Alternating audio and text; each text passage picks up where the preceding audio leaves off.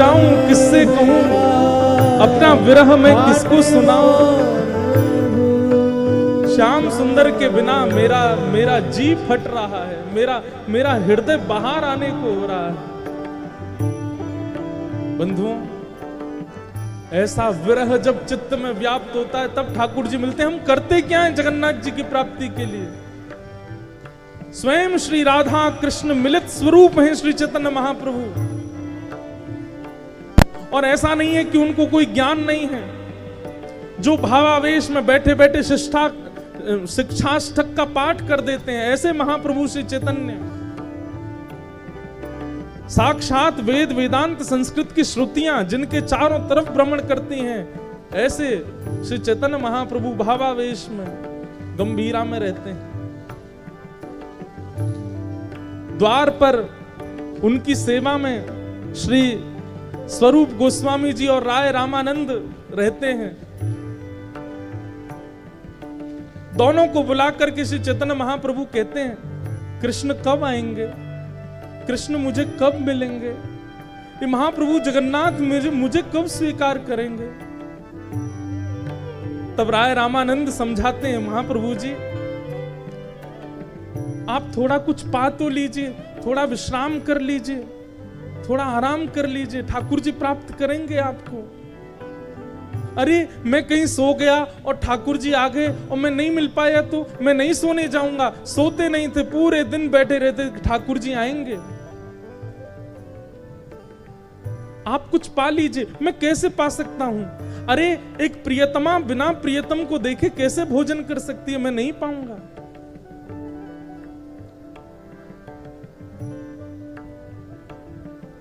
तब सब समझाते हैं, बोले कि आप अगर भोजन नहीं करेंगे, आप अगर प्रसाद नहीं पाएंगे तो महाप्रभु जगन्नाथ जी को बहुत पीड़ा होगी, बहुत कष्ट होगा, आप पा लीजिए। राय रामानंद कहते, महाप्रभु जी आप प्रसाद पाएंगे ना?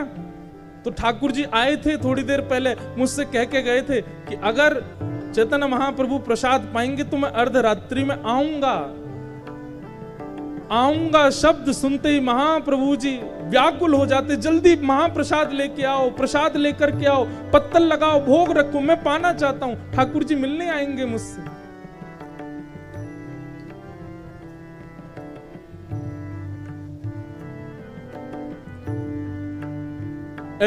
ऐसे कभी कभी झूठ बोल करके महाप्रभु जी को प्रसाद पवाते राय रामानंद। सेवा में रहते हैं गोविंद, बस देखते रहते हैं कि महाप्रभु जी को कोई पीड़ा ना हो। सोते सोते अचानक उठ जाते, अरे अर्धरात्रि हो गई, ठाकुर जी आए होंगे, मैं उठ नहीं पाया, मैं देख नहीं पाया, मैं मिल नहीं पाया। और इतने में तो कूद पड़ते, दौड़ पड़ते, श्री जगन्नाथ महाप्रभु के मंदिर की ओर चले जाते। पीछे पीछे सब शिष्य जन भागते, बोले महाप्रभु जी अभी मंदिर बंद है, अभी द्वार बंद है, आप कहां जा रहे हैं?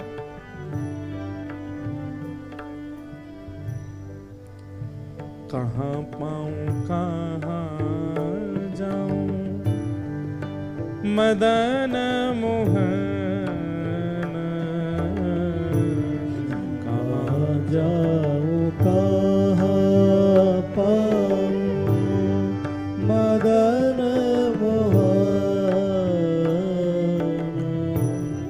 कहां मोर प्राण धन ब्रजेंद्र नंद, कहां मोर प्राण धन ब्रजेंद्र नंद। ऐसी अवस्था में रहते हैं महाप्रभु जी। रात में सेवा में रहते हैं राय रामानंद, स्वरूप सेन जी, गोविंद जी। कभी उठ करके कहने लगते हैं कि तुमको धुनी सुनाई दी वंशी की? देखो श्याम सुंदर वंशीनाद कर रहे हैं, वो मुझे बुला रहे हैं, अब मुझे जाना होगा। दौड़ने लगते, कभी कभी समुद्र की ओर दौड़ते, कभी श्री मंदिर की ओर दौड़ते कि श्याम सुंदर मुझे बुला रहे हैं। जर्जर शरीर हो गया है, एक एक अस्थि दिखाई देती है महाप्रभु जी की। सेवा में निमग्न जितने भी शिष्यगण हैं सब एक ही व्याकुलता से रहते हैं कि कहीं महाप्रभु जी को कुछ हो ना जाए।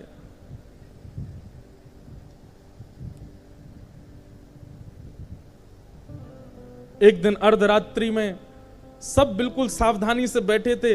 अरे शिष्यगण सोते नहीं थे कि महाप्रभु जी को नींद आ जाए तो हम लोग कहीं सो गए तो कहीं उठ के चले ना जाए।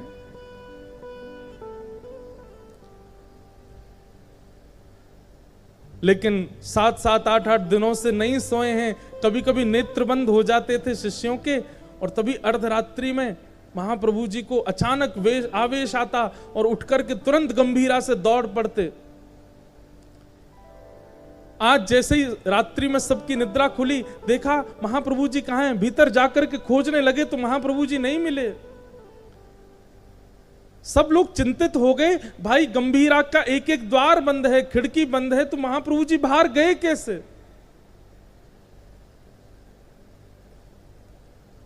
कोई किधर दौड़ा, कोई कहीं, पूरे जगन्नाथपुरी में दौड़ रहे हैं, कहां हैं चैतन्य महाप्रभु।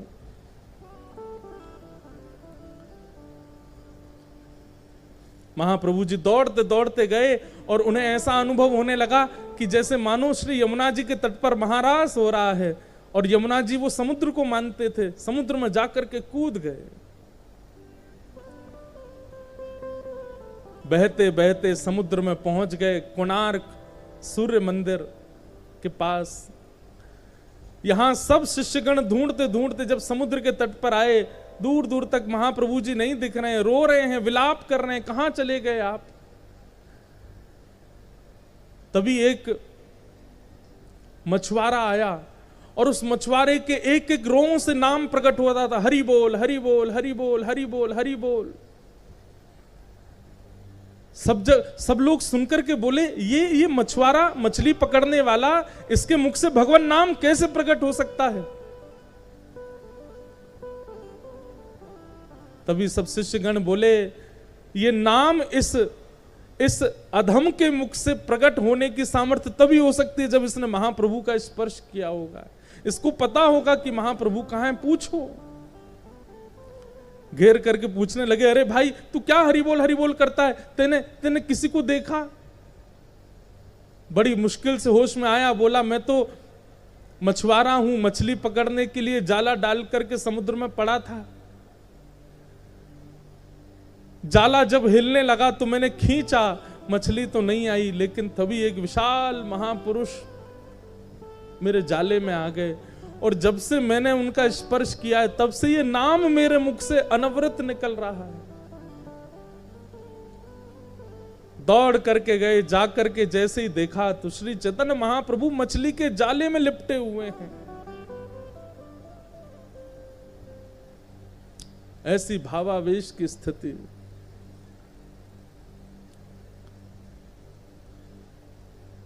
ऐसा वर्णन आता है महाप्रभु जी के चरित्र में कि पिछले कितने दिनों से महाप्रभु जी ने प्रसाद नहीं पाया है। एक एक ग्रंथि, जितने गांठ होती हैं शरीर में, सब गांठ खुल गई हैं। यहां से हाथ लटक गया है, यहां से सब पंजे लटक गए हैं, पैरों के जो जोड़ हैं वे सब खुल गए हैं। मानो शरीर जितना था उससे कुछ गुना बड़ा लग रहा है। ये स्थिति देख करके सब घबरा गए। सबने महाप्रभु जी को बाहर निकाला। नमक के पानी से घाव और ज्यादा भर गए थे। चारों तरफ बैठ करके सब कीर्तन करने लगे, हरे कृष्ण कृष्ण कृष्ण हरे हरे, हरे राम राम राम हरे हरे। नाम जब सुन करके, जब अखंड नाम संकीर्तन कहा गया, तब महाप्रभु जी थोड़े ध्यान में आए, भाव में आए। तब सभी शिष्यगण उनको गोद में लेकर के पुनः गंभीरा पहुंच गए। जाकर के लेप लगाते हैं, हल्दी लगाते हैं, उनको विराजमान करते हैं। बोले महाप्रभु जी आप कहां चले गए थे। तभी कहते हैं, अरे गोविंद, वंशी बज रही थी, श्याम सुंदर सब सखियों को नौका में विराजमान करके यमुना विहार के लिए जा रहे थे, पर मैं अभागी विलंब कर गई। मैं जब तक यमुना तट पर दौड़ करके गई तब तक तो नाव मध्य में चली गई। नाव पकड़ने के लिए मैं यमुना जी में कूद गई, पर इतना अथाह जल था कि नाव तो चली गई, मैं डूबती रह गई। सब दंडवत करते, सब प्रणाम करते, सब वंदन करते महाप्रभु जी के इस महाभाव को। कहते हैं श्री चैतन्य महाप्रभु अगर कभी गंभीरा से भाव स्थिति में बाहर यदि नहीं निकल पाते थे तो अपने सिर से ही दीवारों को कुरेदने लगते थे, अपने सिर को ही दीवारों में मारने लगते थे। सब शिष्यगण दौड़ के जाते, महाप्रभु जी आप क्या कर रहे हैं? अरे वंशी बजा रहे हैं, श्याम सुंदर मुझे बुला रहे हैं, मुझे जाना है, मैं विलंब कर रही हूं, अरे मुझे जाना है, द्वार नहीं मिल रहा है।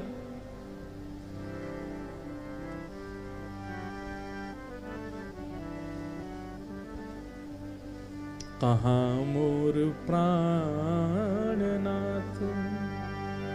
मदन मोहन,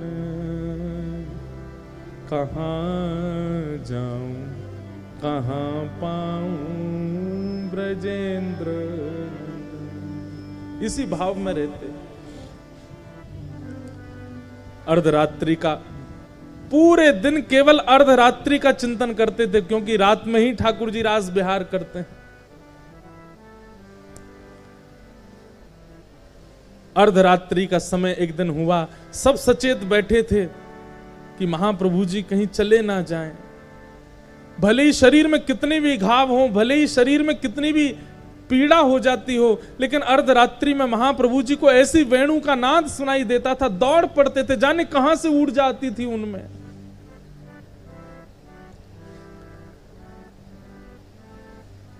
अर्धरात्रि का समय सब बैठे थे सचेत, सब नेत्र खोल करके बस दूर बैठे बैठे एक दिए की लौ में महाप्रभु जी को लेटे लेटे देखते रहते थे।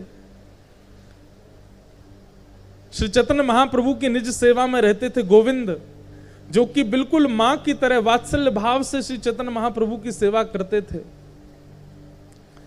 महाप्रभु जी का कक्ष इतना छोटा था कि उस कक्ष में बड़े पतले दुबले से महाप्रभु जी ही विराजमान हो पाते थे और किसी की व्यवस्था बन नहीं पाती थी। लेकिन एक दिन महाप्रभु जी गोविंद को कहते हैं कि अरे थोड़े मेरे हाथ दबा दे। तो गोविंद धीमे धीमे हाथ दबा रहे थे, कृष्ण नाम सुना रहे थे। तभी महाप्रभु जी बोले अब एक तरफ दबा दिया, अब दूसरी तरफ का हाथ दबा दो। तो गोविंद बोला महाप्रभु जी उस तरफ जाने के लिए मुझे उठ करके आना पड़ेगा, आप थोड़े अपने पैर पीछे कर लीजिए, इतनी जगह नहीं है, मैं कैसे जाऊंगा।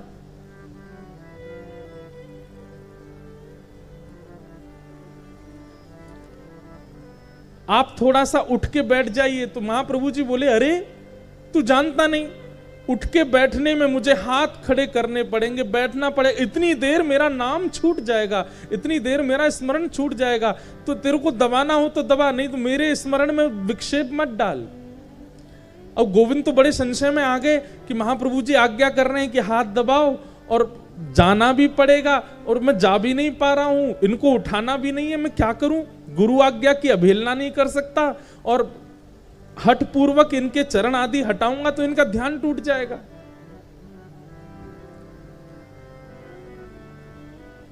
लांघना किसी को चाहिए नहीं, क्योंकि लांघने से लांघने वाले के पुण्य खत्म हो जाते हैं। और वो भी लांघने में कोई सामान्य व्यक्ति हो तो कुछ पुण्य घटते हो, लेकिन चैतन्य महाप्रभु जैसे महाभाव में रहने वाले महापुरुष, उनको यदि लांघ लिया जाएगा तो पुण्य तो शून्य हो जाएगा। लेकिन गोविंद बोले कि गुरु आज्ञा पहले है। तभी एक नवीन वस्त्र लाए, महाप्रभु जी को उड़ा दिया ताकि उनके अंग का मुझे दर्शन ना हो, और महाप्रभु जी पर वो वस्त्र डाल करके तुरंत गोविंद लांघ गए और लांघ करके दूसरे हाथ को दबाने लगे। रात भर दबाते रहे। अर्धरात्रि का समय हुआ, अचानक महाप्रभु जी उठ करके बैठ गए और बैठ करके देखा गोविंद, अरे ये तो इतने से स्थान में कोने में ये सुकुड़ करके क्यों बैठा है। और तभी देखा तो द्वार पर गोविंद की भोजन का पत्तल रखी थी, वहां महाप्रसाद रखा था। अरे तेने महाप्रसाद नहीं पाया, आज तेने कुछ पाया नहीं रात्रि में। गोविंद बोले, मैं आपकी सेवा में था और इस हाथ को दबाते दबाते जब आप सो गए तो मैंने विचार किया अब मैं उस पार कैसे जाऊं। चैतन्य महाप्रभु बोले, अरे तो तू इस पार भी तो आया था, इस पार कैसे आया था? गोविंद बोले, वो तो मैं आपको लांघ करके आया था। चैतन्य महाप्रभु हंसने लगे, तू गुरु को लांघ गया? और जब तू लांघ करके अपराध कर ही चुका था तो वापस जाने में तुझको इतना संकोच क्यों हो रहा था? फिर से लांघ जाता। बंधुओं, महाप्रभु जी के अनुयायियों की भाव दशा देखिए। गोविंद कहता है कि आपको लांघ करके इधर आने में मेरे पुण्य घटे, मेरे पुण्य क्षीण हो गए, शून्य हो गए, लेकिन आपको लांघने के लिए आपकी इच्छा थी कि मैं इस हाथ को आकर के दबाऊं। आपकी आज्ञा प्रधान थी और उस आज्ञा की प्रधानता में मेरे पुण्य क्षीण हो जाए, मुझे उसमें कोई संशय नहीं। आपको पुनः लांघ करके उस तरफ जाना वो मेरी भूख थी, मेरी क्षुधा थी, मेरी इच्छा थी, और मैं अपनी इच्छा के लिए अपने गुरु को नहीं लांघ सकता। रात भर बैठे रहे। महाप्रभु जी हृदय से लगा लेते, और महाप्रभु जी जिसको हृदय से लगाते ना उसको साक्षात जगन्नाथ जी का दर्शन हो जाता था।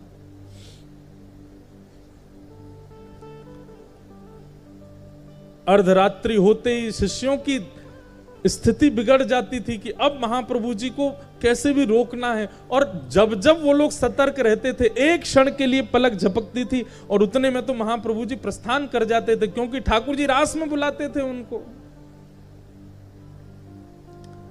लोग कहते हैं वृंदावन में रोज रास होता है, अरे जगन्नाथपुरी में भी रोज रास होता है, इसलिए ठाकुर जी रोज रात्रि में पुष्पों का श्रृंगार करते हैं। हमें लगता है शयन के लिए जा रहे हैं, नहीं नहीं, कपाट बंद करके ठाकुर जी रास के लिए प्रस्थान कर रहे हैं।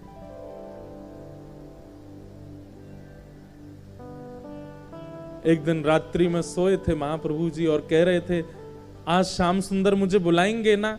सब शिष्यगण कहते हैं हाँ, आप प्रेम से सो जाएंगे तो बुला। अच्छा, मैं सो जाऊंगा तो फिर ठाकुर जी बुलाएंगे मुझे कि हम उठा देंगे ना आपको? सो जाते। शिष्यगण देखते देखते देखते जैसे ही पलक झपकते अपनी, इतने में ही देखा कि महाप्रभु जी तो प्रस्थान कर गए। इतनी द्रुत गति से दौड़ रहे हैं, तभी सबके नेत्र खुले, सब उठकर के पीछे पीछे दौड़ने लगे। कोई किसी गली में गया, कोई किसी मोहल्ले में गया, कोई गुंडीचा की तरफ गया, कोई समुद्र की तरफ गया। महाप्रभु जी कहां चले गए? तभी एक दृष्टि पड़ी कि बड़ी द्रुत गति में, भावावेश में, कहां मोर प्राण धन, कहां मोर प्राणनाथ, कहां मोर जीवन धन, ऐसा कहते हुए महाप्रभु जी दौड़ रहे हैं। और तभी सिंह द्वार से जगन्नाथ मंदिर में प्रवेश कर गए। शिष्यों ने एक दूसरे को आवाज लगाई, महाप्रभु जी श्री जगन्नाथ मंदिर में, सब आओ।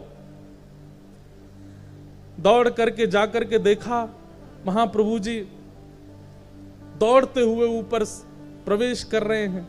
रोज का नियम था कि एक परिक्रमा लगा करके तब दर्शन करने जाते थे, पर आज परिक्रमा नहीं लगाई महाप्रभु जी ने, सीधे मंदिर में प्रवेश कर लिया। और मंदिर में प्रवेश करके महाप्रभु जी का आज भी स्थान है, गरुण स्तंभ के पीछे से ही वो दर्शन करते थे। लेकिन आज गरुण स्तंभ को भी पार कर गए। प्रथम दोहरी पार की, द्वितीय दोहरी पार की, तृतीय दोहरी पार की, और एक छलांग मार करके प्रवेश कर गए गर्भगृह में। गर्भगृह में प्रवेश होते ही महाप्रभु जी के जगन्नाथ जी ने कपाट बंद कर दिए। एक सेवक, केवल एक सेवक वहां भीतर ही बैठा था। अगर वो नहीं होता तो शायद पूरे विश्व को कभी पता नहीं चलता कि श्री चैतन्य महाप्रभु जगन्नाथ जी में विलीन हो गए। तभी देखते हैं कि महाप्रभु जी गर्भगृह में गए, और जैसे ही गर्भगृह में गए कपाट बंद हो गए, सब शिष्य बाहर ही खड़े रह गए। और महाप्रभु जैसे ही गर्भगृह में पहुंचे, एक अर्चक ने देखा, श्री जगन्नाथ महाप्रभु ने दोनों भुजा पसार करके महाप्रभु जी को हृदय से लगाया, और तुरंत महाप्रभु जी श्री जगन्नाथ जी में विलीन हो गए। कहाँ मोर प्राणनाथ। जब कपाट खुले, जगन्नाथ जी के नेत्रों से अश्रु प्रवाह हो रहा है। महाप्रभु जी को स्वयं में विलीन करके श्री जगन्नाथ जी रुदन कर रहे हैं। इतने दिन का विरह सहकर के आज परम भागवत श्री चैतन्य महाप्रभु, मानो श्री जगन्नाथ जी तो हमेशा भुजा पसारे बैठे रहते हैं कि कोई आवे इस हृदय से लग जाए, और आज जब चैतन्य महाप्रभु लग गए हैं तो जगन्नाथ जी के नेत्र अश्रु पूरित हैं। और जैसे ही इस दशा को देखा, बाहर खड़े हुए सब भक्त जन रुदन करने लगे। सब ढूंढ रहे हैं, पूछ रहे हैं कहां गए महाप्रभु जी, अभी तो गर्भगृह में प्रविष्ट हुए। तभी रोते हुए एक पुजारी बाहर आए और उन्होंने आकर के सबको समाचार दिया, मेरे सन्मुख मेरे नेत्रों के सामने महाप्रभु जी जगन्नाथ जी में विलीन हो गए।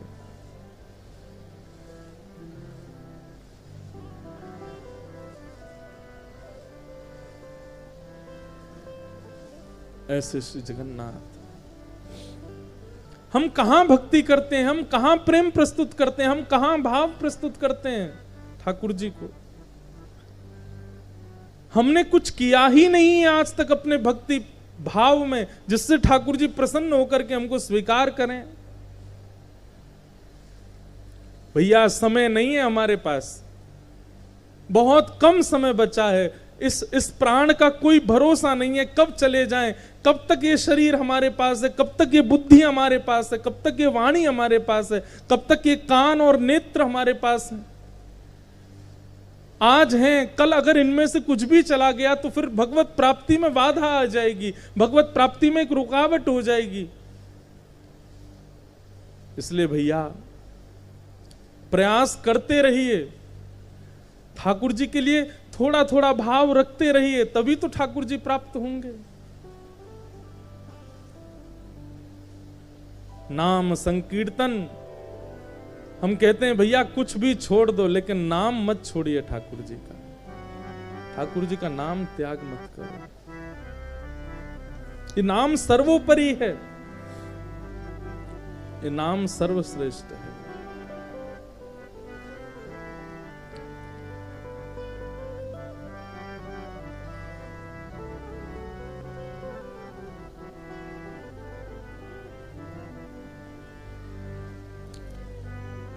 चैतन्य महाप्रभु विलीन हो गए ठाकुर जी में। एक कीर्तन तो सबको पता है, महामंत्र गौड़िया वैष्णव संप्रदाय में गाया ही जाता है, परंतु एक कीर्तन महाप्रभु जी को अति प्रिय था।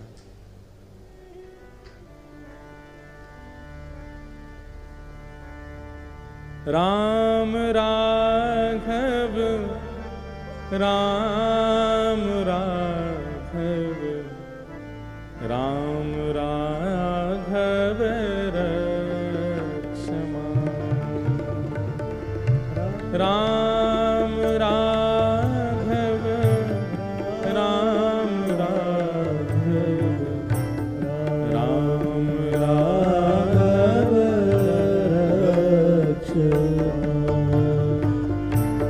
कृष्ण केशव कृष्ण केशव कृष्ण केशव पाहि मां। कृष्ण केशव कृष्ण केशव कृष्ण केशव पाहि मां। राम राघव राम राघव राम राघव रक्षमा, राम राघव राम राघव राम राघव रक्षमा।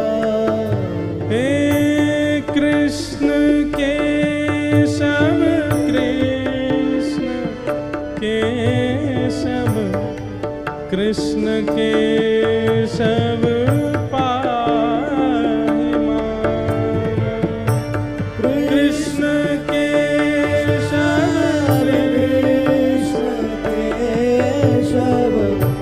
कृष्ण केशव पाहि मान। राम राघव राम राघव राम राघव राम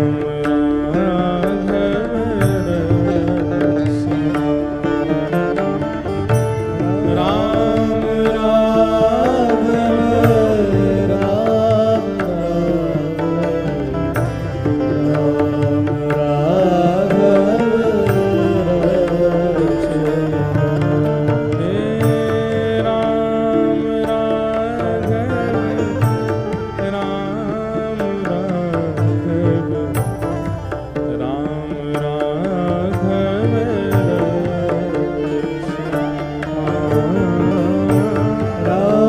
राम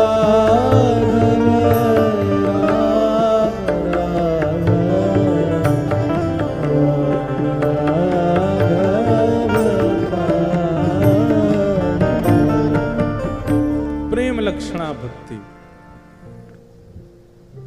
वो जब तक चित्त में प्रस्फुटित नहीं होगी तब तक भगवत प्राप्ति। और प्रेम लक्षणा भक्ति का मतलब क्या है? अति विरहावस्था, अति भावावस्था, जो श्री चैतन्य महाप्रभु की दृष्टिगोचर होती है। और भैया अगर वो प्रेम लक्षणा भाव चाहते हैं तो श्री जगन्नाथपुरी के गंभीरा में जाइए और वहां बैठकर के महाप्रभु जी का चिंतन करके अगर कीर्तन करते करते नाम जप करते करते नेत्र से अश्रुपूरित ना होना तो प्रयास कीजिएगा, विचार कीजिएगा कि चित्त में अभी दोष विद्यमान है, ठाकुर जी अभी स्वीकृति नहीं दे रहे हैं अपनी प्राप्ति की।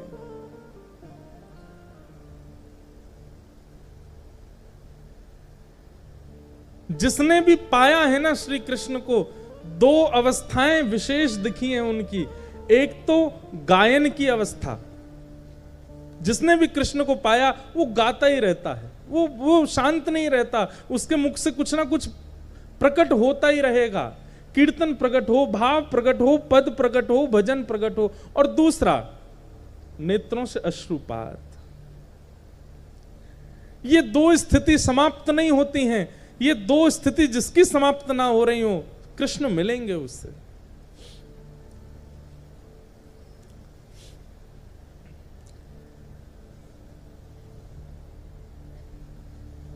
वृंदावन में मीराबाई का मंदिर, वहां जाओ, वहां जाकर के अगर नेत्रों से अश्रुपात नहीं होता और श्री जगन्नाथपुरी के गंभीरा में अगर अश्रुपात नहीं होता है तो इसका मतलब अभी आपके साधन में, आपके भाव में कहीं त्रुटि बनी है आपसे। क्योंकि विरह के अथाह स्थान है ये दोनों। और वृंदावन में तो एक एक कोना, केवल मीराबाई का मंदिर, वृंदावन तो संपूर्ण विरह से युक्त है। मैं कहता हूं कथा में कि बद्रीनाथ वैराग्य दे सकता है, जगन्नाथपुरी महाप्रसाद दे सकता है, द्वारिका सुख दे सकता है, वृंदावन तो विरह देता है।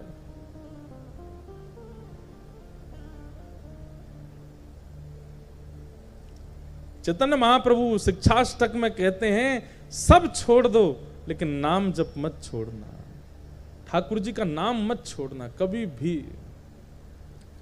जैसे हम श्वास नहीं छोड़ते हैं, श्वास के बिना प्राण निकल जाते हैं, ऐसे हमारे नाम के बिना प्राण अधीर हो जाएं। ऐसी स्थिति जब तक ना हो जाए तब तक खूब नाम जप करो। जिस प्रकार श्वास हमारे प्राणों को बचाती है, जल हमारे प्राणों को बचाता है, अन्न हमारे प्राणों को बचाता है, ऐसे ही हमारे प्राण नाम से बचने लग जाएं, तब तक नाम जप करते रहो, वो नाम जप छूटे ना।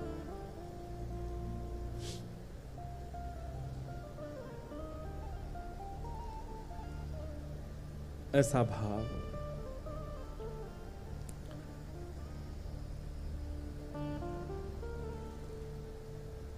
चैतन्य महाप्रभु की अद्भुत लीलाएं हैं श्री जगन्नाथपुरी में। एक गुंडीचा मार्जन लीला है, अपने सब भक्तों के साथ रथ यात्रा में ऐसा नृत्य करते हैं श्री चैतन्य महाप्रभु। क्यों? क्योंकि आज श्याम सुंदर द्वारिका से वृंदावन आ रहे हैं। श्री जगन्नाथपुरी का श्री मंदिर द्वारिका है, गुंडीचा वृंदावन है, ऐसा चेतन महाप्रभु का भाव था। और जब श्री ठाकुर जी रथ यात्रा में विराजमान होते रथ में, और जैसे ही नंदी घोष रथ चलना प्रारंभ होता, यहां नीचे लाखों वैष्णवों के बीच महाप्रभु चैतन्य नृत्य करते थे, और नंदी घोष रथ के ऊपर स्वयं श्री जगन्नाथ जी नृत्य करते थे चैतन्य महाप्रभु को देख करके। ऐसा अद्भुत दृश्य होता था।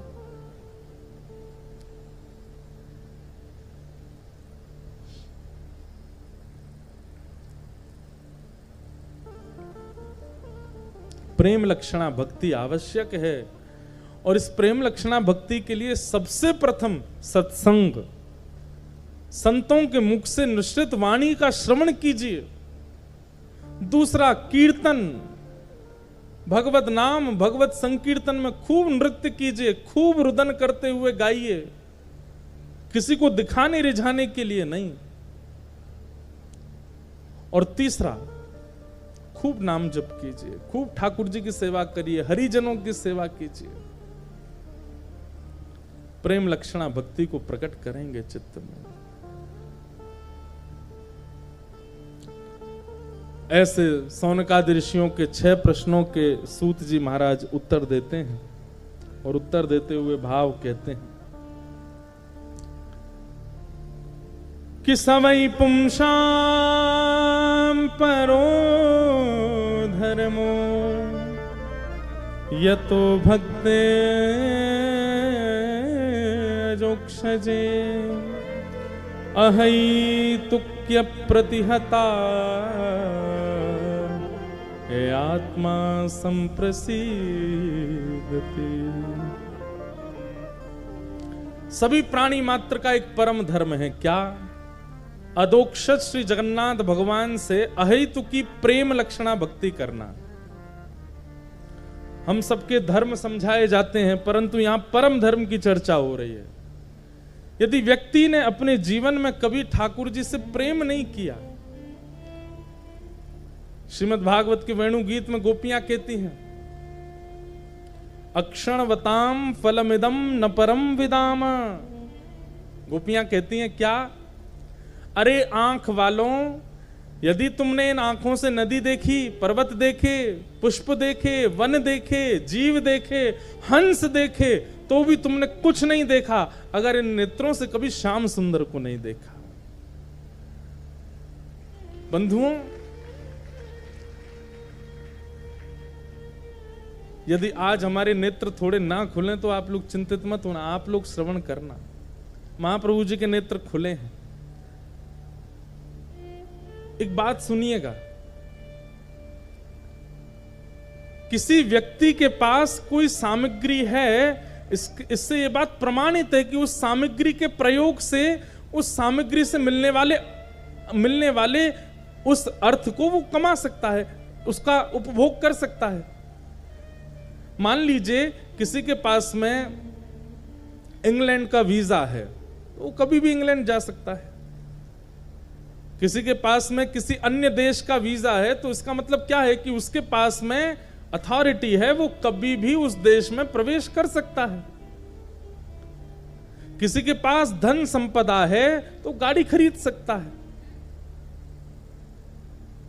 किसी के पास में भोजन है तो वो अपनी क्षुधा को निवृत्त कर सकता है। किसी के पास वस्त्र हैं तो नए नए पहन करके डोल सकता है।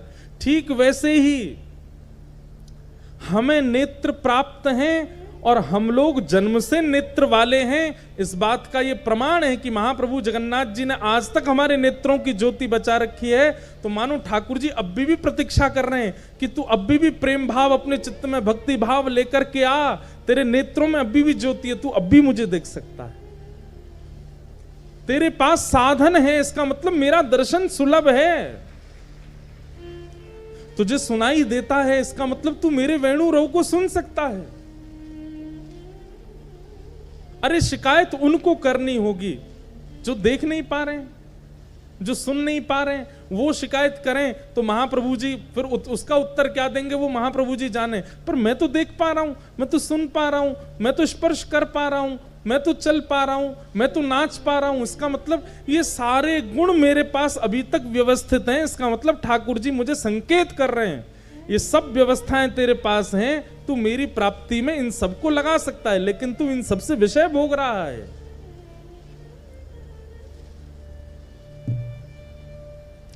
किसी व्यक्ति के पास वीजा है और वो उस देश में ना जावे, ये इसका दुर्भाग्य है। ठीक वैसे ही नेत्र हैं, पर इन नेत्रों से आपने सब देखा, लेकिन श्याम सुंदर को नहीं देखा। तो गोपियां कहती हैं, अक्षणवताम फलमिदम न परम विदाम। अरे नेत्र वालों, यदि तुमने बरहा पीड़म नटवर वपुः, सुंदर मोर मुकुट पहन करके, मकराकृत कुंडल पहन करके, बाकी चाल से चलते हुए श्याम सुंदर को यदि तुमने अपने नेत्रों से जीवित अवस्था में नहीं देखा, तो तुमने नेत्र पाकर के व्यर्थ कर दिया।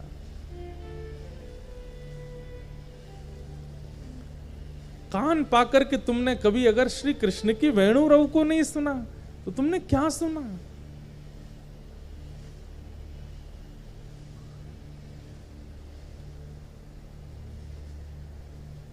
अब कथा तो सब लोग सुनते हैं, अगर कोई नेत्रहीन व्यक्ति ये सोचे कि महाराज जी तो नेत्र वालों को ही प्रमाणित कर रहे हैं कि भाई उन्हीं को ही जगन्नाथ जी दिखेंगे, मतलब हमको तो दिख नहीं सकते, फिर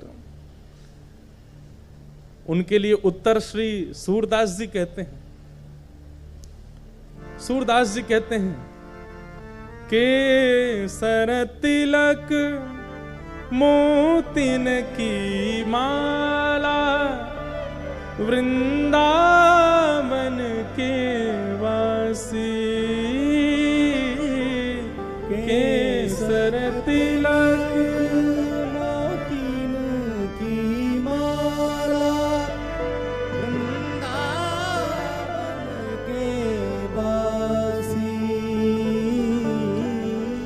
देखो चाहत कमल नयन को, देखो चाहत कमल नयन को, निस दिन रहत उदासी, अखियां हरि दर्शन की प्यासी, हरि दर्शन की प्यासी, अखियां हरि दर्शन की प्यासी। श्री सूरदास जी महाराज तो एक अलग ही व्याख्या कर रहे हैं। सूरदास जी क्या कह रहे हैं?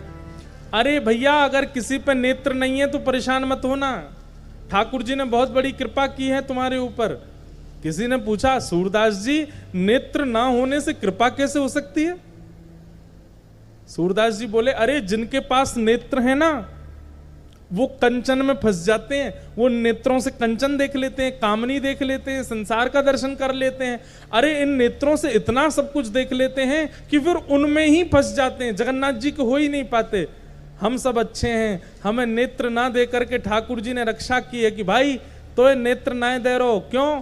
क्यों कहीं तू संसार में ना फंस जा, ते तू अपने नेत्रन की ज्योतिन को संभाल के रख। काऊ देना मैं तेरे सामने प्रकट होंगो तो अपने नेत्रन की ज्योति से परिपूर्ण रूप से केवल मेरो दर्शन करियो और किसी को नहीं। अरे भैया, सूरदास जी तो अपनी वाणी में कहते हैं, बाकी सब लोगों के नेत्र ठाकुर जी के भोग लगाने लायक नहीं है, पर हमारे नेत्र तो अमनिया हैं। अमनिया मतलब जानते हैं? अमनिया मतलब जो सीधे सब्जी बाजार से या फिर खेत से सीधे रसोई में आके ठाकुर जी के पास गई और किसी ने उसको देखा भी नहीं, किसी ने पाया भी नहीं, ठाकुर जी के भोग से पहले जिस पर किसी की दृष्टि तक ना पड़े उसको अमनिया कहते हैं। और ठाकुर जी अमनिया ही पाते हैं, ठाकुर जी झूठा थोड़ी खाते हैं। सूरदास जी कहते हैं, भैया अगर कोई इंद्रिया आपके पास नहीं है, नेत्र नहीं है, कान नहीं है, जीव नहीं है, चिंता मत करो, ठाकुर जी ने तुम्हारी उस इंद्रिय को अमनिया करके रखा है। जिस दिन ठाकुर जी सन्मुख आएंगे उस दिन वह इंद्रिय प्रकट हो जाएगी और ठाकुर जी उसका आस्वादन कर लेंगे। लेकिन गोपियां कहती हैं, अरे नेत्र वालों, तुमने नेत्र पाकर के भी अपने नेत्रों का सार्थक नहीं बनाया इन नेत्रों को? क्यों? इन नेत्रों से श्याम सुंदर को नहीं देखा, इन नेत्रों से तुमने उन मुरली मनोहर को नहीं देखा।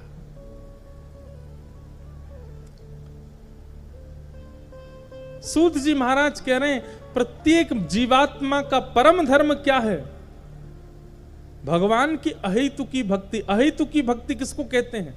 अहेतुकी भक्ति का मतलब न विच्छिन्न होने वाली भक्ति, न कटने वाली भक्ति, न समाप्त होने वाली भक्ति, जो एक बार हो जाती है तो फिर अंत में मिलन करा के ही छोड़ती है, ऐसी भक्ति।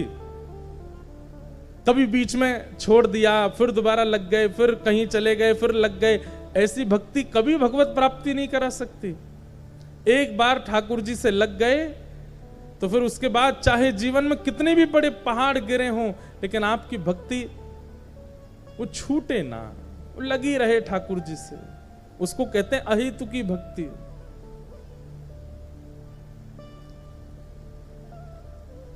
चाहे जैसा जीवन हो गया, चाहे जैसी परिस्थिति आ गई, लेकिन आपका भाव डगमगाया नहीं ठाकुर जी के प्रति, उसे कहते हैं अहेतुकी भक्ति। श्री कुंभनदास जी महाराज की भक्ति कैसी अहेतुकी भक्ति है? धन नहीं है, संपत्ति नहीं है, परिवार में इतनी व्यवस्था भी नहीं है कि 3 समय का भोजन बन सके, लेकिन कभी श्री ठाकुर जी के भजन में विक्षेप नहीं किया। अहेतुकी भक्ति। सूरदास जी के नेत्र नहीं है, लेकिन कभी किसी पद में शिकायत नहीं करते हैं कि आपने मुझे नेत्र नहीं दिए, मैं कैसे देखूं। मतलब अहेतुकी भक्ति कहते हैं कि जीवन में अभाव आया, लेकिन उस अभाव की कभी शिकायत ना की गई हो ठाकुर जी से, बल्कि उस अभाव को छुपा और दिया ठाकुर जी से, लेकिन अपनी भक्ति को ना रुकने दिया जाए, उसको अहेतुकी भक्ति कहते हैं। सूत जी महाराज कहते हैं, सवै पुंसाम परो धर्मो यतो भक्तिर अदोक्षजे अहेतुक्य प्रतिहता ययात्मा संप्रसीदति। भगवान की अहेतुकी भक्ति करो, न विच्छिन्न होने वाली भक्ति।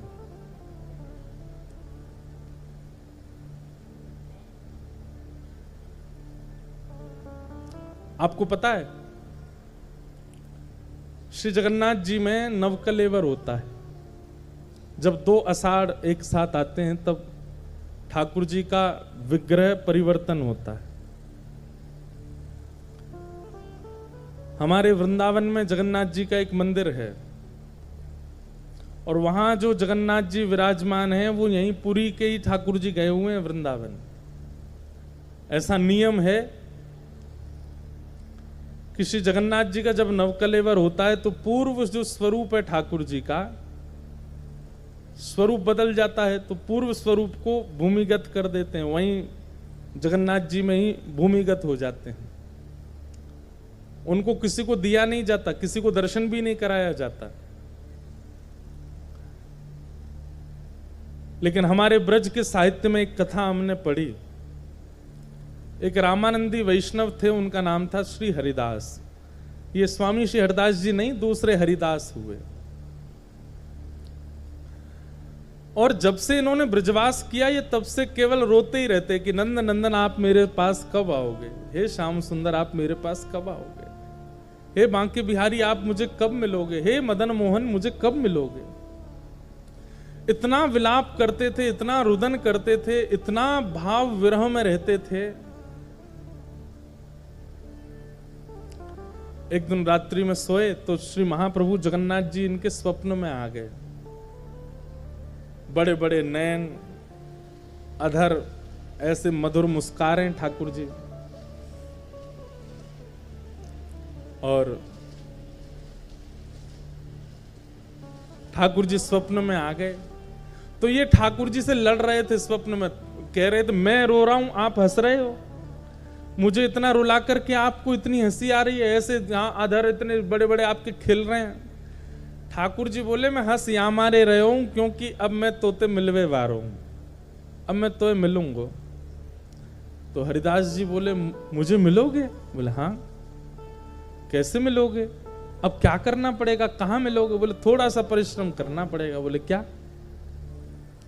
तो हरिदास जी बोले, ठाकुर जी बोले, अभी जगन्नाथपुरी में नवकलेवर होगा और नवकलेवर में हमारा पूर्व स्वरूप जो है उसको तो भूमिगत कर देते, फिर नया स्वरूप विराजमान होता है और उन्हीं के भीतर जीवित शालिग्राम जी पधरा दिए जाते हैं, फिर उन्हीं की सेवा चलती है अगले 2 आषाढ़ नहीं मिले तब तक।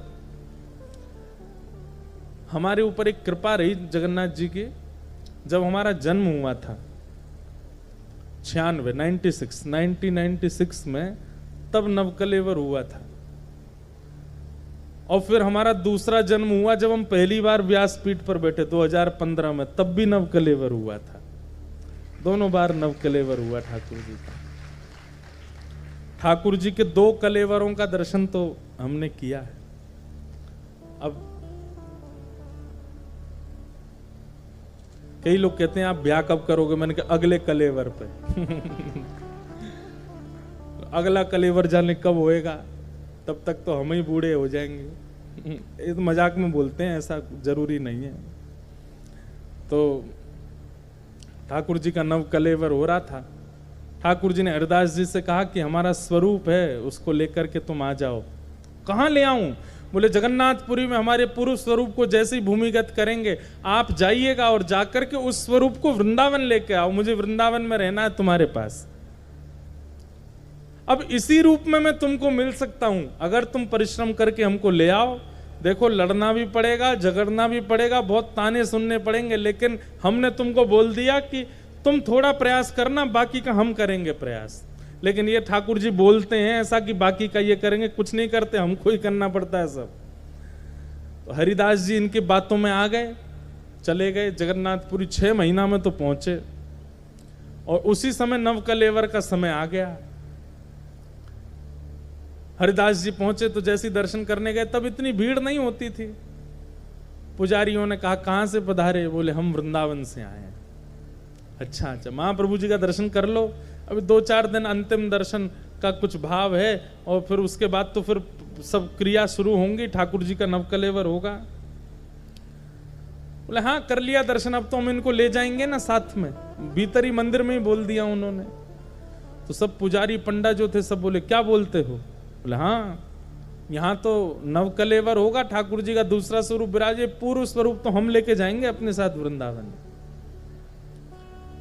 पंडा पुजारियों ने कहा इनको बाहर करो, ये हमारे ठाकुर जी को लेके जाएगा, हमारी इतने समय की प्रथा को तोड़ेगा।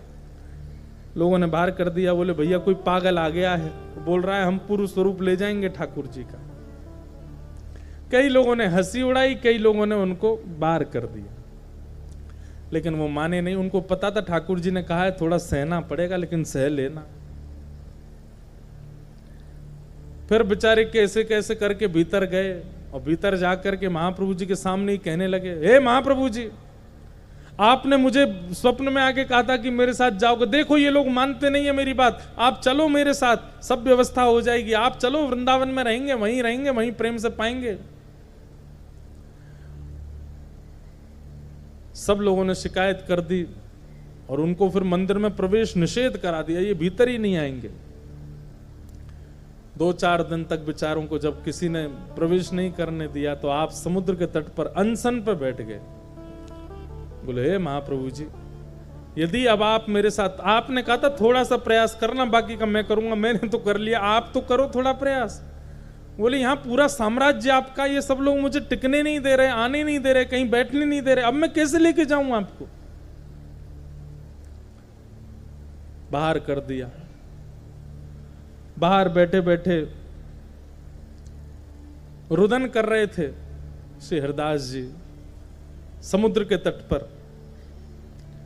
तभी ठाकुर जी से जब कहा कि नाथ या तो आप कुछ करो, नहीं तो समुद्र में कूद करके प्राण त्याग दूंगा, तब जगन्नाथ जी ने एक साथ स्वप्न दिया अपने अर्चकों को, वहां के राजा को और सबको कहा कि भैया आज तक तुम्हारा नियम जो रहा वो चलेगा आगे भी, परंतु इस बार एक नियम के विपरीत क्रिया होगी। क्या?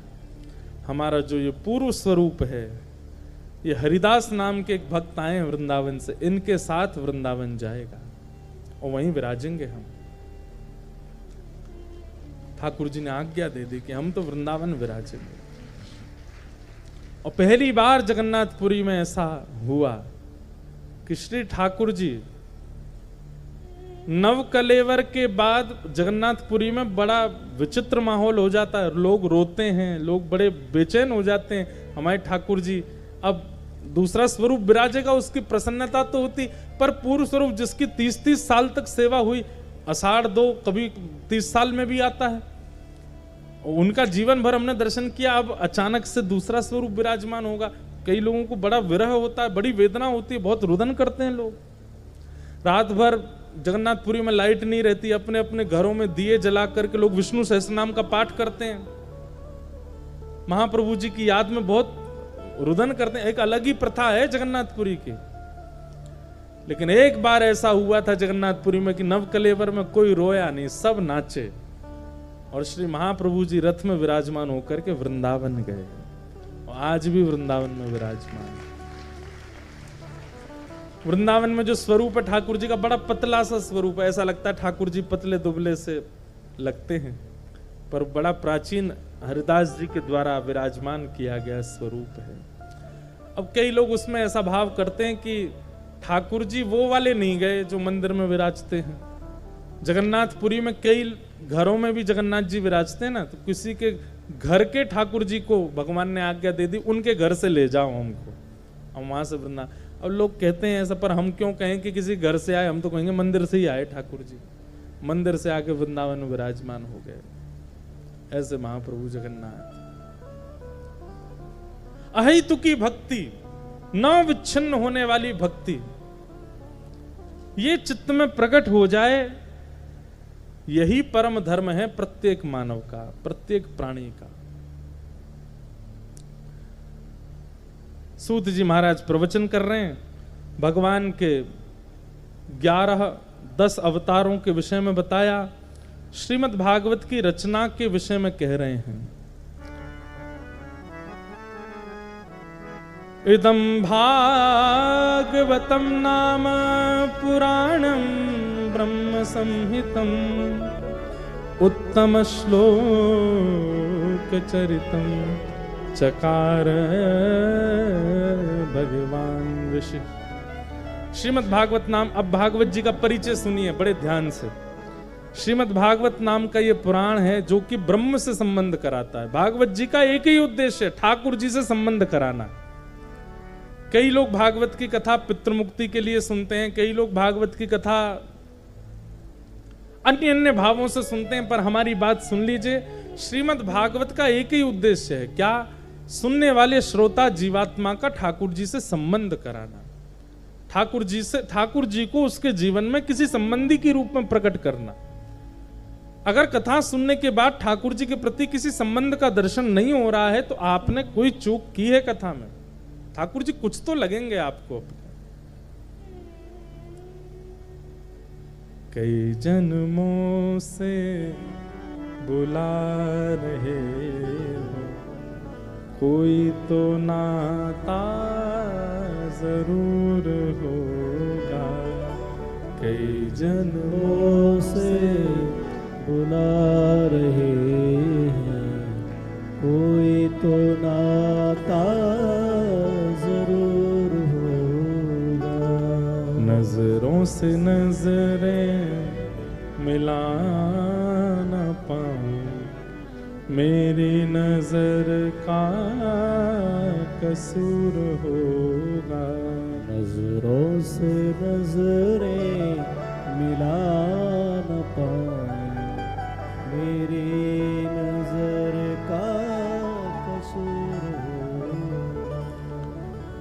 तुम ही तो मेरे माता पिता हो, तुम ही तो मेरे बंधु सखा हो। तुम ही तो मेरे माता पिता हो, तुम ही तो मेरे बंधु सखा हो। एक बात इतनी अच्छी मन में आती है कि भाई किसी वस्तु को देख करके आपके जीव में पानी क्यों आ जाता है? क्योंकि आपने कभी ना कभी उस वस्तु का सेवन किया है। इसलिए आपकी जीभ को पता है कि ये स्वादिष्ट है, इसको पा लीजिए। आपके नेत्रों को जगन्नाथ जी को देख के सजल क्यों हो जाते हैं? क्योंकि नेत्रों को पता है कि ये तुम्हें पहले मिल चुके हैं, पर तुम्हारे किसी अपराध के कारण तुम्हारा फिर से जन्म हुआ है। अरे ये तुम्हारे पूर्व संबंधी हैं, पहले तुम लोग साथ में रहे हो, हम इनके साथ खूब घूमे हैं, खूब नाचे हैं, खूब हमने आस्वादन किया है इनका, पर हमसे एक चूक हो गई जिसके कारण हमको पुनर्जन्म लेना पड़ा है। आज आप उनके सामने जाकर के आप नहीं समझ पा रहे हो कि वो आपके कुछ हैं, पर आपके नेत्र बहने लगते हैं, रोने लगते हैं। क्यों? दो प्रकार के रुदन होते हैं ठाकुर जी के आगे। एक तो स्वाभाविक रुदन, कोई कारण नहीं है मन में, बस आंख भर आती है, ठाकुर जी को देख करके रोना आ जाता है। उन लोगों को ये बात कहनी चाहिए, कई जन्मों से बुला रहे हो, कोई तो नाता जरूर होगा। एक बार हम कहीं गए दर्शन करने, तो हमारे बगल में एक व्यक्ति इतना रो रहा था, इतना रो रहा था, मन में आई अरे राम कितना भावुक व्यक्ति, मैंने किसके पांव छूंगा मैं बाहर निकल के। मेरा ठाकुर जी पे ध्यान कम था, उसके ऊपर देख के मैं खुद को कोस रहा था। मैंने काय बात के भक्त हैं हम, कथाएं करते हैं, आंखों से कभी आंसू तो सूखी आंखों से देखते हैं ठाकुर जी को, रूखी आंखों से देखते हैं। अरे श्री कृष्ण दर्शन के लिए, अब देखो ये भी बात, जगन्नाथपुरी में एक चीज अनुभव की होगी, वहां के पुजारी ऐसे आंखों पे लगा देते हैं। क्यों? वो कहते हैं ये रूखी आंखों से नहीं देखो, भीगे नेत्रों से देखो जगन्नाथ जी को। तो ये ताली बजाने वाली बात नहीं है, ये बात ऐसी है कि भाई हम इतने अभागे हैं कि हमारी आंखों पे कपूर लगाना पड़ता है, इतने कि रो जाओ ठाकुर जी को देखने में, इसलिए पुजारी ऐसे ऐसे कर देते, तो फिर आंखें थोड़ी भरसी आती हैं। लेकिन वो लगाना ना पड़े, स्वाभाविक नेत्रों में अश्रु आवे और तब श्री जगन्नाथ जी का दर्शन हो, उस दिन मानिएगा कि आपका पहला दर्शन है। आज तक कितनी बार गए जगन्नाथपुरी, कितनी बार गए आप लोग वृंदावन, लेकिन गिनती उन्हीं की कीजिएगा जब सजल नेत्रों से दर्शन करते हो। रूखे नेत्रों से दर्शन, उसका कोई लाभ नहीं। तो मैंने की भाई यार, इसके चरण छूने से हम में भी कृपा होगी, हमारी भी नेत्र सजल हुआ करेंगे। मैं तो प्रार्थना कर रहा था, मैंने कि हे प्रभु, आपने वाणी दी, आपने कथा दे दी, व्यास मंच दे, ऐसे भाव और दे दो कि जब जब आपको देखें तो रोना निकले। पुजारी जी आए, हमको माला वाला पहनाने लगे। एक माला जैसी उसको पहनाई तो बोला, महाराज जी उस दिन आपने जो नियम बताया था उससे मेरी पत्नी अब ऑपरेशन थिएटर से बाहर आ गई, बहुत बढ़िया हो गया, सब ठीक हो गया, ऑपरेशन सक्सेसफुल हो गया, इसलिए रो रहा था। मैंने कि वाह भाई, इसलिए रो रहा था इतनी देर से? मुझे लगी तो ठाकुर जी की रूप माधुरी को देख करके रो रहा है। नहीं, दो प्रकार का रुदन होता है, एक तो जहां कारण ही नहीं पता है और नेत्र अपने आप को रोक नहीं पा रहे हैं, और एक कारणों से, कारण वाला रोने वाला व्यक्ति अच्छा नहीं, अकारण रोवे। तुम ही तो मेरे माता पिता हो, तुम ही तो मेरे बंधु सखा हो, तुम ही तो मेरे माता पिता हो, तुम ही तो मेरे बंधु सखा हो। कितने रिश्ते तुम संग जोड़े, कोई तो रिश्ता जरूर होगा। इतने रिश्ते तुम संग जोड़े, कोई तो रिश्ता जरूर होगा। कितने अच्छे शब्द हैं। कभी बुलाते हो वृंदावन में, कभी बुलाते हो मधुबन में, कभी बुलाते हो वृंदावन में, कभी बुलाते हो मधुबन में। अपने घर में रोज बुलाते, मेरे घर आना जरूर होगा। अपने घर में रोज बुलाते,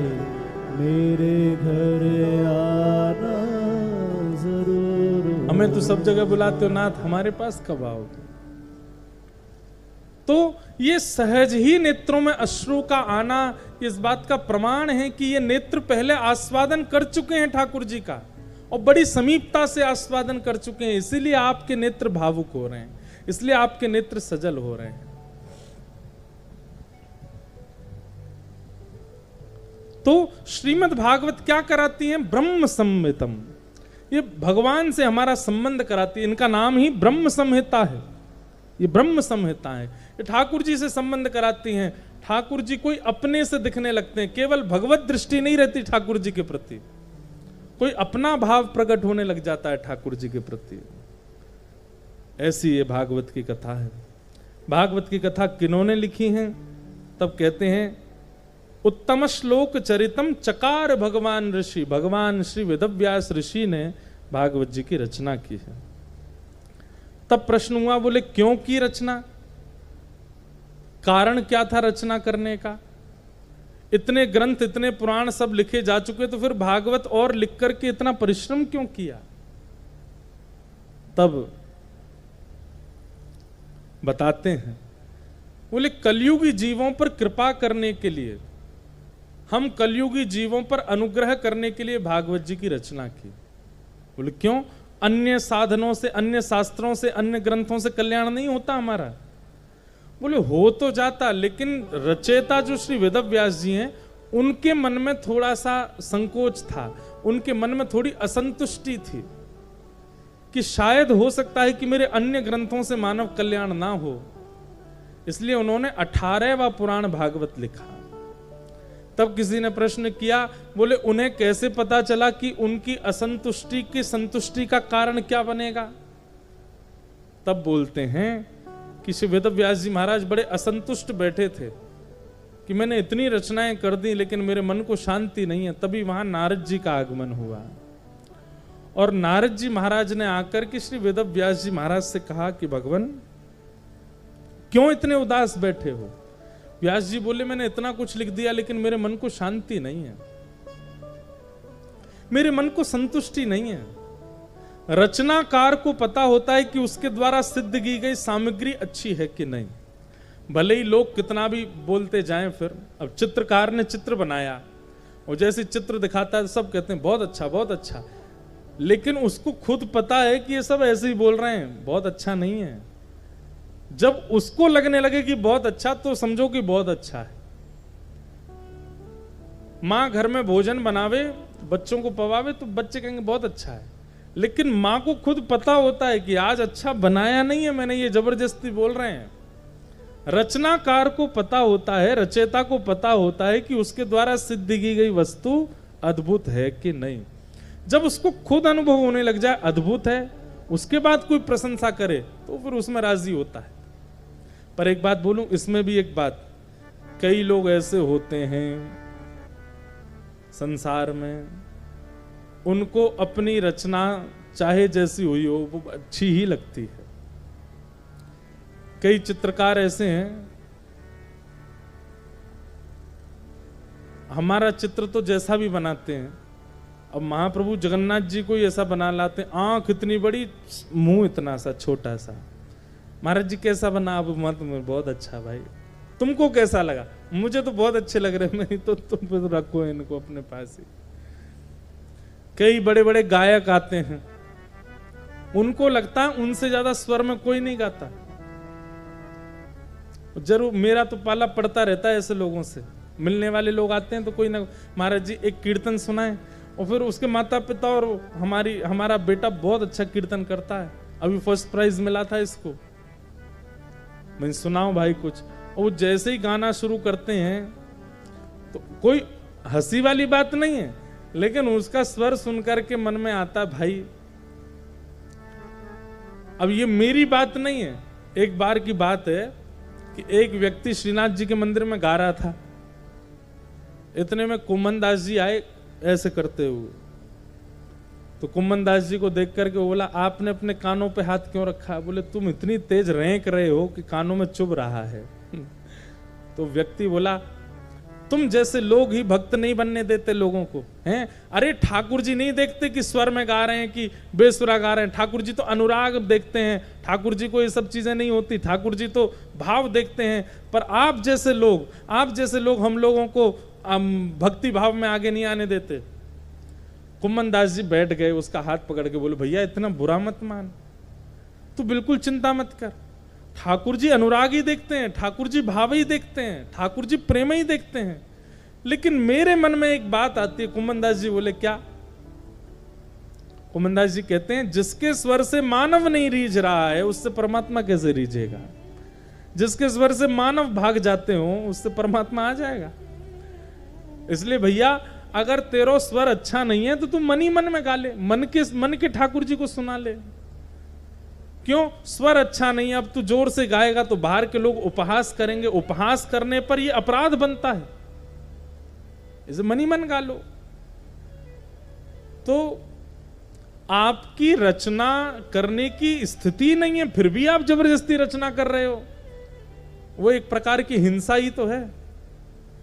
आपको रोटी बनानी नहीं आती, घुस गए रसोई में, आज महाराज जी मेरे हाथ से ही पाना है, मैं ही सब्जी बना करके लाऊंगा। मैंने कि भाई छौंक कैसे लगाते हैं? छौंक में क्या रखा है? मैंने क्या करोगे बताओ तो?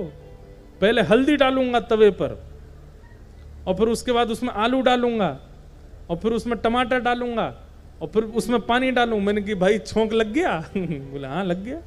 अब कोई आदमी जबरदस्ती कह रहा हो कि नहीं ठाकुर जी छौंक नहीं देखते, ठाकुर जी घी नहीं देखते, ठाकुर जी तो भाव देखते, मैं भाव से तवे पे बना के लाऊंगा ना, ये तो फिर हानि हो जाए, हिंसा है ये तो।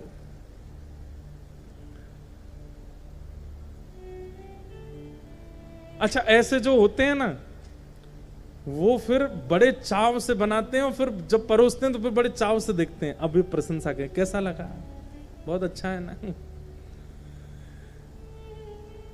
अब ऐसी स्थिति में कई लोग डिमोटिवेट हो गए हैं, ये महाराज जी अब हमको तो भोजन भी नहीं आता, गाना भी नहीं, तो हम क्या करें? एक गुण सबके अंदर है, जरूरी नहीं है भोजन से ही आप रिझाओ ठाकुर जी को। आप नृत्य करना जानते हो उससे रिझाओ, आप गाना जानते हो उससे। अरे श्रीमद् भागवत में कहां तक कहें, एक पिंगला नाम की वैश्या का वर्णन आता है, वो रोज श्रृंगार करती थी, किसके लिए? कि कोई लोग आएंगे, मेरे रूप को देख करके मेरे पास थोड़ी देर बैठेंगे, मुझसे वार्ता करेंगे, मुझे धन दे के जाएंगे। एक दिन से रात तक बैठी रही श्रृंगार करके, कोई नहीं आया। तब उसके मन में आया, मैं इतना श्रृंगार इन हाडमांस के जीवों को रिझाने के लिए करती हूं, इतना परिश्रम करके श्रृंगार यदि ठाकुर जी को रिझाने के लिए किया होता तो ठाकुर जी आ जाते। और उस पिंगला ने अगले दिन सुबह उठ करके श्रृंगार किया, लेकिन एक एक चीज में वो विचार संसारी जीवों का नहीं कर रही है। वो आंखों में काजल भी लगा रही है तो क्या सोच रही है? शाम सुंदर देखेंगे तो रीझ जाएंगे। वो अपने केश भी काट रही है तो विचार कर रही है शाम सुंदर देखेंगे तो आनंदित हो जाएंगे। ऐसी सुंदर वस्त्र पहन रही है कि शाम सुंदर जब मुझे देखेंगे तो वो प्रसन्न हो जाएंगे, वो खिल जाएंगे। उसका एक एक श्रृंगार का भाव ठाकुर जी को रिझाने के भाव से था। वैश्या जिसने कभी साधना नहीं की, जिसने कभी भजन नहीं किया, जिसने कभी योग तप बल नहीं किया, केवल एक दिन ठाकुर जी के भाव से श्रृंगार किया, रात्रि हुई नहीं उससे पहले ठाकुर जी आ गए उसके सन्मुख, उसके सामने प्रकट हो गए, उसको दर्शन दे दिया, साक्षात्कार हो गया। उसका स्मरण स्वयं श्री दत्त भगवान ने, दत्तात्रेय भगवान ने भागवत में किया और अपने 24 गुरुओं में उसको चुन लिया, ये मेरी गुरु है। क्यों? रोज श्रृंगार करती थी जीवों के लिए, लेकिन इन जीवों ने इसको निराशा, हताशा और केवल व्याकुलता प्रदान की। एक दिन श्रृंगार महाप्रभु जी के लिए किया, ठाकुर जी प्रकट हो गए। जरूरी नहीं है कि आपको भोजन अच्छा बनाना आता है तो ही ठाकुर जी रीझेंगे, आपको गाना अच्छा आता है तो ही ठाकुर जी रीझेंगे, आपको नाचना आता है तो ही ठाकुर, आपको चित्र बनाना आता है तो ही ठाकुर। कोई भी गुण हो, श्रृंगार भी हो सकता है, आपका नित्य का श्रृंगार ही ठाकुर जी के लिए हो।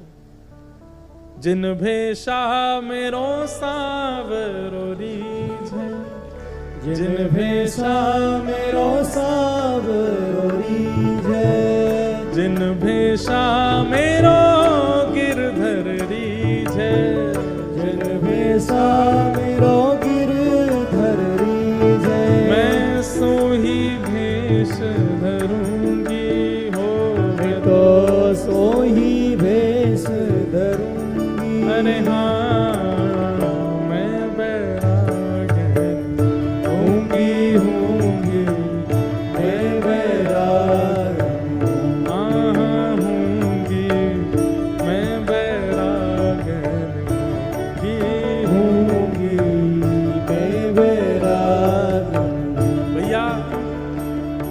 जी को रिझाने के लिए कुछ भी किया जा सकता है, केवल वो एक साधना से नहीं रिझते।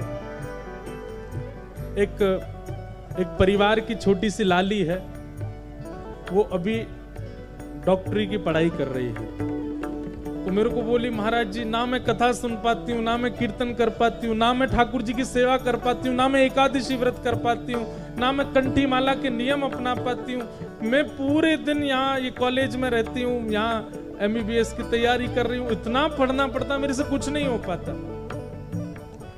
हमने कही भैया तेरी तपस्या यही है, तुम यही विचार करके पढ़ाई करो कि एक दिन जब तुम इस कॉलेज से बन करके निकलोगी तो तुमको वृंदावन जाने के लिए माता पिता से पूछना नहीं पड़ेगा। फिर तुम भाई डॉक्टर बन जाओगे, जब चाहो वृंदावन जाओ, जब चाहो ठाकुर जी के उत्सव कराओ, मरीजों को देखना, हॉस्पिटल बनाना, जो धन कमाओगी उससे कभी उत्सव कराना, कथाएं कराना, ठाकुर जी के मनोरथ कराना, कभी श्रीनाथ जी में जाकर के 56 भोग लगाना, कभी जगन्नाथपुरी में जाकर के ध्वजा चढ़ाना। अभी 5 साल तुम मेहनत कर लोगी और इसके बाद में 50 साल जीवन के ठाकुर जी में ही लगा देना, उसके लिए 5 साल तो तब करना पड़ेगा। बोले तो मैं क्या मानूं? मैंने कि अपनी पढ़ाई कोई नाम जप मान लो, जैसे नाम जप कर करके ठाकुर जी को रिझाना है, अपने स्कूल के कॉलेज के टीचरों को ही ठाकुर जी समझ लो, और इनको रिझाना है, इनको करके दिखाना। ये देखो राधारमण जी घूम रहे हैं, ये देखो जगदम्बा मैया घूम रही है, और कोई स्ट्रिक्ट टीचर हो, देखो काली मैया जा रही है, इनको रिझाना है, इन्हीं को ही आनंदित करना है। अरे भाई हमारे जीवन की कोई भी क्रिया भजन बन सकती है। सदन कसाई तो मांस बेचता था, सदन कसाई तो मांस विक्रय करता था, तब भी महाप्रभु जगन्नाथ जी ने उसको स्वीकार कर लिया। इसलिए जरूरी नहीं है कि केवल और केवल गायन, केवल नृत्य, केवल श्रृंगार, केवल चित्राकृति से ही ठाकुर जी रीझते हैं। आपकी कोई भी क्रिया भगवत भजन बन सकती है और उससे ठाकुर जी रीझ सकते हैं। जिन भेषा मेरो सावरो रीझे, जिन भेषा मेरो सावरो रीझे, जिन भेषा मेरो गिरधर रीझे, जिन भेषा मेरो गिरधर रीझे, मैं सोही भेष धरूंगी हो, मैं तो सोही भेष धरूंगी। अरे हाँ मैं तो सोही भेष धरूंगी हो, मैं तो सोही भेष धरूंगी। अरे हाँ मैं बैरागन होंगी, मैं बैरागन होंगी, मैं बैरागन होंगी, मैं बैरागन प्राण हमारा वहाँ बसत है, प्राण हमारा वहाँ बसत है, प्राण हमारा वहाँ बसत है, प्राण हमारा वहाँ बसत है। ओ यहाँ तो खाली हो, यहाँ तो खाली